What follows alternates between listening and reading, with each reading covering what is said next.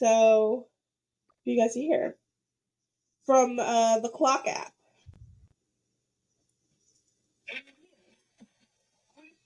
The best dating advice I've ever received, believe it or not, was from my mom, which goes as follows. Men are like cabs. You can't get into the cab if the light isn't on. So what does this mean? Cabs have a light that go on when they're available, right? So when you can get into them. Same thing goes for guys. What happens if you get into a cab and their light's not on? You're going to waste your time. You're going to waste your money. You're going to be driving around in circles, and you're not going to get anywhere. What this really means that if you meet a guy and he's just not ready, that's it. He's just not ready. It doesn't matter who you are. It doesn't matter if you're Kate Upton or you're Hailey Bieber. Does not matter. If you meet a guy and his light's not on, buck stops there. It's nothing personal. I also think this explains a lot of the time where we see guys ending up with girls we just never would have seen them with. And it's simply because their light was on and she was the first one that walked through the door. It's honestly just another way of saying timing is everything. Also, shout out to Beth. That's my mom. She's a born and bred New Yorker. Follow me for more tips, or we can ask Beth. The best dating advice I've ever received, believe it or not, was from my mom, which goes as follows. But what if a guy's light is on and then you're still driving around circles, wasting your money, not getting anywhere? I'm so sorry. Can you explain what you mean by that analogy? I think that's a good one. Like if a guy said, like this has happened to me. A guy says he's serious. You know, he likes me like in high school. You know, whatever. Oh, you're so young. Go ahead. And you realize, like, okay, after a certain amount of time, you realize they're not serious. They're I'm thinking of a lot of words right now. Well, okay, so in my head, I would say his light really wasn't on.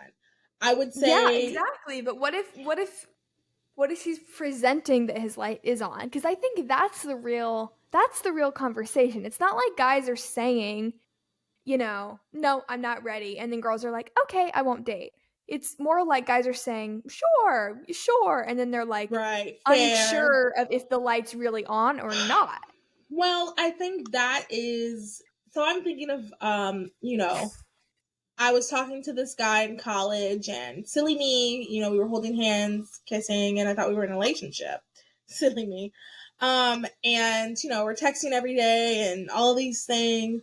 And in my head, the light was on, but I think that that's figuring out the light was off. But I guess, like, when I really look back, was his light really, I mean, clearly his light wasn't on. This is an interesting way to flip it, because in my head, I'm thinking about the aspect of, there's another theory, I forgot what it's called, but it's like, guys marry the girl in front of them. So whenever they're ready, like, you could be the person for that person, but if they're not ready, and you don't wait around, they will not marry you. They'll marry the next guy. So the guy will marry the girl that is the first one that they date when they're ready. Okay. So that's the angle I took it. But you're taking it from the angle of, how do we deal when the guy's lights are, when we think his lights are on, but it's not. I mean, the only thing I can say is, like, get out of it. He says his light's on. Yeah. But I don't, and as I've gotten... Okay, here's what you do. Okay, here's the answer to my question. Okay. As a passenger in the car, if you're noticing you're going in circles, even though the light's on, or the driver thinks he's taking you to your destination. Oh gosh, I'm really losing myself in this metaphor. You as a passenger have a responsibility to be sure you're going in the right direction, because this is a mutual relationship, right? Maybe? Yes. In my head, though, I'm thinking, I mean, you know what? I guess that's reality. Reality is, you're going to get into some cabs whose lights are on, but you're starting to notice you're going in circles. You're going in circles. He's not getting you to the destination. Yeah, I guess that's reality. And okay, I mean, the problem I have with this metaphor is that it implies that the man is in control. And I don't mean that in like a feministy way, but it's not like a mutual partnership where it's like you're both getting yourselves to the destination. Am I thinking way too much into this? No, I think it just kind of goes to like how you view relationships. And I think we differ on that. I do think the guy is in control. I wish it was a mutual thing, but I do think the guy is in control because at the end of the day, like the woman, I saw a tweet that perfectly explained it. At the end of the day, the woman, like the man is doing the actions, the woman is kind of receive. Wow, and that's kind of anyway. That can like translate to a lot of things, but that's how it is in like he who makes the first move, he makes the second move, he proposes, yeah, I get and that. you're the reciprocator. So I do think, and the reality is, outside of these little red pill circles that some of you are in, women want to be married, women want to settle down. Men are the ones who are kind of taking their time. They don't want to for various reasons. They're looking for a person who looks like X, Y, and Z. That is the red pill circle, right? Or are you talking about something else? No, they would say that the red pill circle would say women are whores and they don't ever want to be married, and that's what red pill people say. I'm saying that it's the men who are not trying to settle down. The men are, because like Tate, they, want to have multiple wives and like, why should I get married? It's the worst thing that a man can do. She'll take all your money. Like, that's the reality. It's not women, oh, no, I'm just not going to marry. I'm going to sleep with 15,000 people. The average woman sleeps with 100 men before she's 30. Like, that's not real. I'm sorry. That's just not real. That's not true. I mean, statistically, men, if you actually look into it, men sleep with more women than women sleep with men. So let's be honest about that. And how does that add up? I think in my head they're just sleeping around more, and there's more men than women in the world, correct? I thought Seems to me like men probably overestimate, women probably underestimate. That's fair too. That could also happen. Okay, anyways. What were we saying? The point is the cab. So you're okay. Cab. So let's talk about my thought on the cab. Like, let's talk about my version of it. Well, no, I want your opinion on that too. Like, what do you think about the idea that men marry who's in front of them? I need more information. Like, so the idea, is it just like women, like, I am ready for a mate, and then they like look to like their left and there's a normal person and they're like, woman, mate with me, and that's just that? Well, so this is how I feel like I've seen it in real life. A guy in college is like dating this girl, and they've dated for like 3 years in college, and they're having a lot of fun, but he's really not ready to settle down.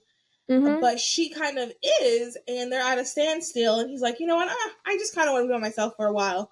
Then he goes, gets a good job, gets his money up, dates a little bit, gets his money up, sleeps around, does a bunch of other things, and it's like, he wakes up one day and like, I think I want a family. So then, even though he had great chemistry, he was good with that other girl who probably could be a great wife for him, they dated for 3+ years. He goes out on Bumble, matches with a girl, they get along well. She's not a bad girl, there's nothing wrong with her. She just was in front of him when he was ready. Well, I think it's problematic to say all men in any case. So right. I think Alan would never, but go ahead. I think there are men that deserve a lot of credit, and I don't think they're necessarily giving credit. I think there are plenty of men that are very discerning. I think they know what they need long term. I think there are plenty of men that are willing to make temporary sacrifices in order to receive that long-lasting freedom. I'm sure there are also men that don't think that far ahead, that are responding to their personal desires, whether it be a desire for sex or a desire for a family or a desire for a wife. Sure, why not? Sure, I'm sure it's possible. There are 4 billion men in this world. I'm sure there are men that are guilty of that. And see, I agree, but I would say that would be the majority of men. I don't think there are plenty of men that are, who are discerning and who are truly looking at someone's heart. I think, as I was actually listening today, I don't want to say she's a very, she and her husband are very famous on Twitter on the right. And I was listening to her husband on this podcast talk about how they met. And it is very indicative to how I think a lot, especially, I know who you're talking about. You probably, they're naming with an I? No. Ooh, let's talk about who you're talking about later, off camera. So they were talking about how they met, and I want to add, this is not wrong. I'm not saying it's wrong. I'm just saying this is just like how it is. I'm not saying it's wrong. I'm very happy for people to be married, and I do believe in redemption, and I believe in grace and forgiveness. I'm going to start off with that. But this man, Christian, from what he was expressing about where he was with his walk, had a good relationship with Christ, great man of God. I don't think I've ever heard this. He wanted to wait to have sex. He wanted to, you guys. Can you imagine the man wanting to wait? All of these things. He explained how when he met his now wife, she was a liberal. This is a famous right-wing guy who gets online and talks all this crazy stuff about liberals and about how terrible they are. But she was a liberal. Gosh. And she wasn't a Christian. I think he used the word she was a degenerate. He said that, not me. Oh my. He said all these things about her, right? Now, listen to this. Homegirl's beautiful. Not even trying to be like no homo or whatever. She is gorgeous.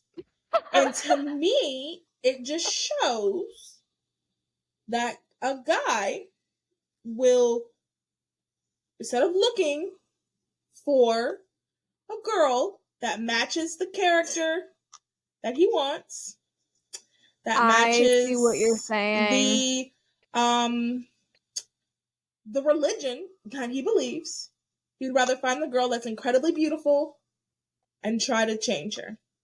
Now, once again, this girl now says she's a Christian, even though I'm very much against flirt to convert. But I actually have a couple friends who were flirted to convert. Yep. And they do seem to be fine and Christian, and they have beautiful marriages. So I'm not against it. I'm sorry, let me back up. I'm not saying if it works, I'm not against it. I do think it's dangerous because it does not always work. And then that's how you end up with someone who you get upset because they're not acting the way you want them to, but you were only looking at them for on the outside instead of what's on the inside. Anyway, that's just something I've noticed a lot in the right wing, that a lot of the men aren't really looking for people with good character. They're looking for people who look good, which is fine. I mean, men are visual creatures. They need to be with someone that looks good. But then at the same time, it kind of feels weird because then you're saying this, but then you're with this. But anyway, to me, that kind of is the same vein of like, you're saying that plenty of guys are looking for virtuous women, blah, blah, blah. And I'm sure there are guys that are, but I wouldn't say, like, I personally wouldn't use the word plenty. I would say there are guys that are. So yeah. There's another reason why I brought that story up.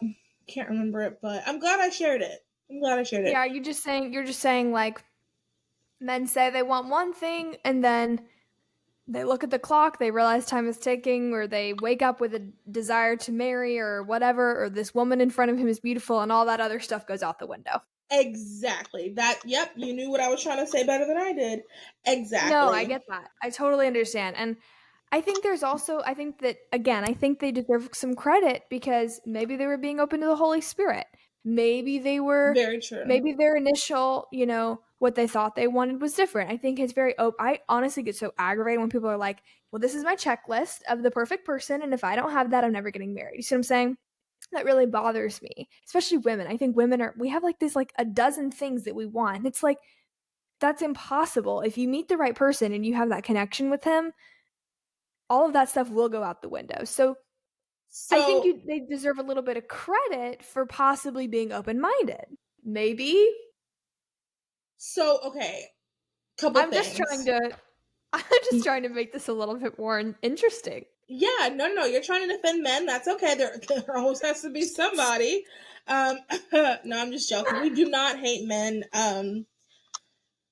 She's obviously the one that's married, and I am not. So couple things. You said, what did you say?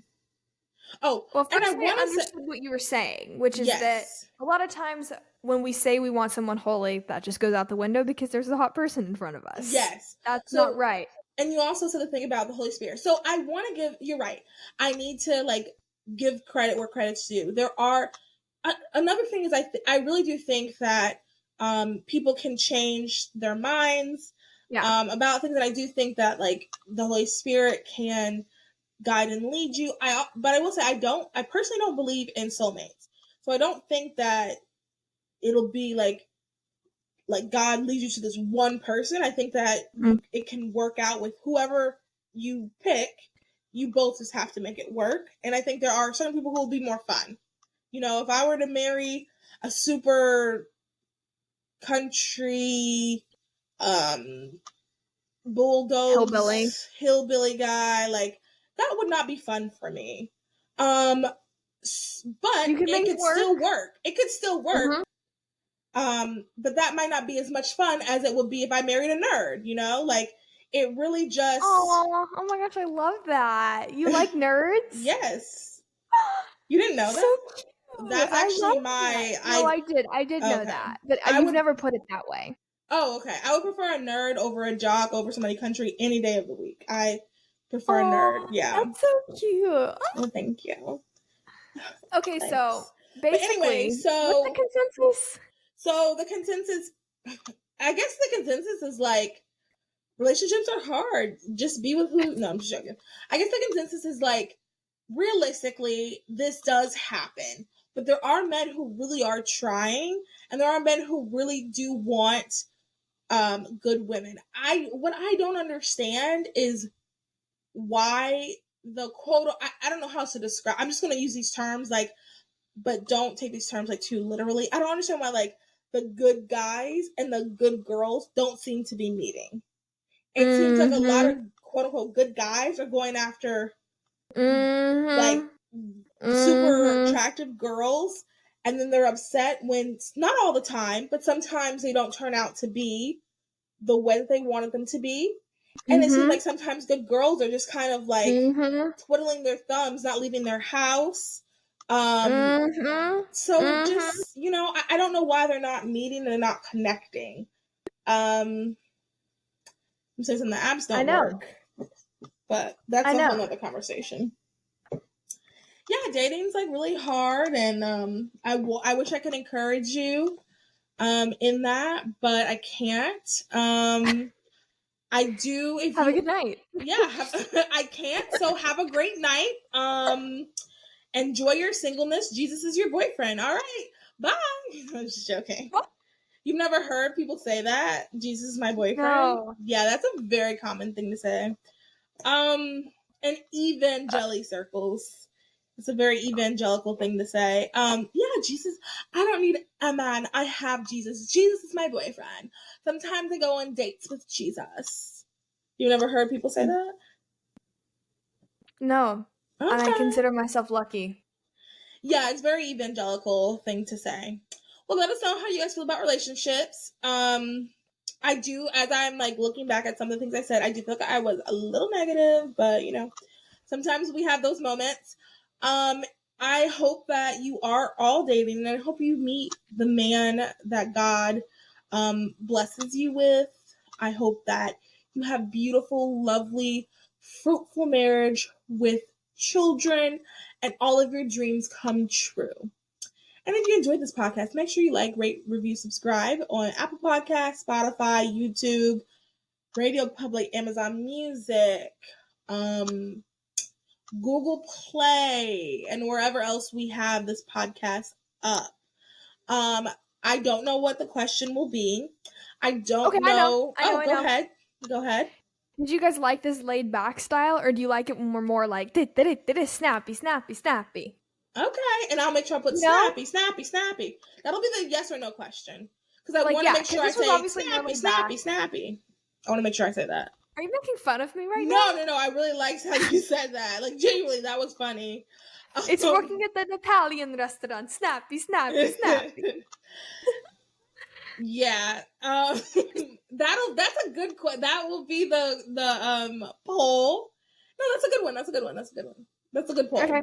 I don't know what else. We'll think of another like open-ended question later. So yeah, I hope you guys have a great day, night, evening, however, wherever you are. Bye. Adios.